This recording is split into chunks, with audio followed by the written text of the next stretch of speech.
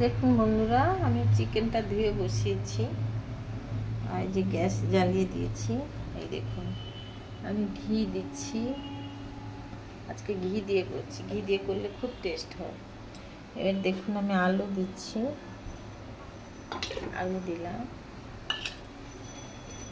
পরে আমি দিচ্ছি একটু কাশ্মীরি লঙ্কা গুঁড়ো রং হওয়ার জন্য। এই আমি থালায় সব মশলা সাজিয়ে নিয়েছি, টমেটো, পেঁয়াজ, আদা, রসুন, আদা, গোটা গরম মশলা, ধনে গুঁড়ো, জিরে গুঁড়ো, হলুদ গুঁড়ো। ভাতটা আমি এই যে বসিয়ে দিয়েছি, আমি দিচ্ছি দেখুন একে একে হলুদ। পরে আমি একটা কথা বলবো,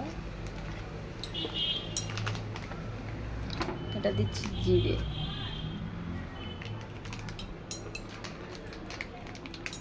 একটা দিচ্ছি ধনে।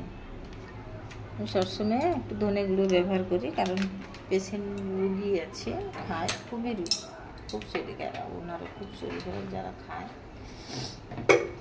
এবার আমি দিচ্ছি গরম মশলা, দিচ্ছি আদা কুচি। দেখবেন আমি আদা রসুন কুচানোই রান্না করি। এবার দিচ্ছি আমি রসুন, দিচ্ছি আমি টমেটো,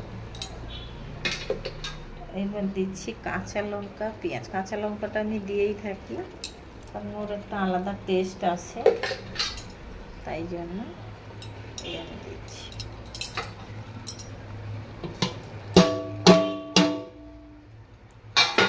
যতটা ঘি দেওয়ার দিয়েছি, এবার আমি দিচ্ছি স্বাদ মতো নুন।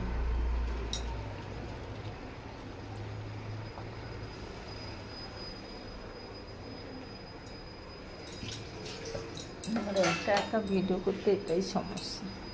এবার আমি নাড়িয়ে দিচ্ছি, সব কিছু দিয়েছি, নাড়িয়ে দিচ্ছি। কেন এইরকম মাংসটা করি, এই গরমে শরীর থেকে অনেক ঘাম বা চলে যাচ্ছে, অনেক মানুষ দুর্বল হয়ে যাচ্ছে, তার জন্য আমি প্রায় দেখবে চিকেন করি। চিকেনটা কেমন করি, এরকম করে করি সেদ্ধ, কারণ স্যুপের মতো, তাই শরীরেও উপকার হয় আর টেস্ট তো দারুণ হয়।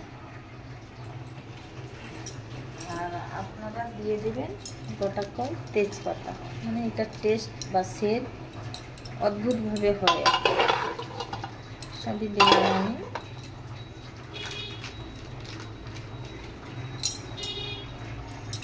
এবারে আমার মনে হচ্ছে হলুদটা একটু কম হয়ে গেছে, তাই আমি আরেকটু দিচ্ছি।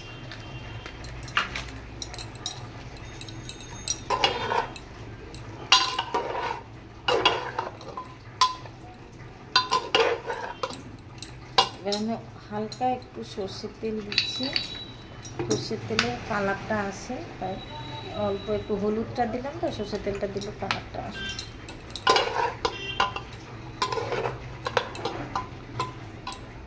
হয়েছে, এবার দেবো আমি জল।